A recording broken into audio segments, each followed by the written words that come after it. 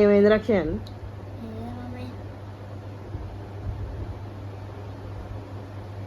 ఏమైంది మరి, ఎందుకంటే డల్లుగా ఉన్నావు?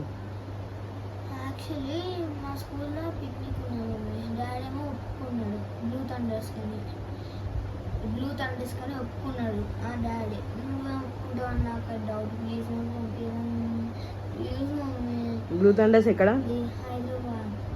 ఎక్కడ? హైదరాబాద్. Please mummy. హైదరాబాదా?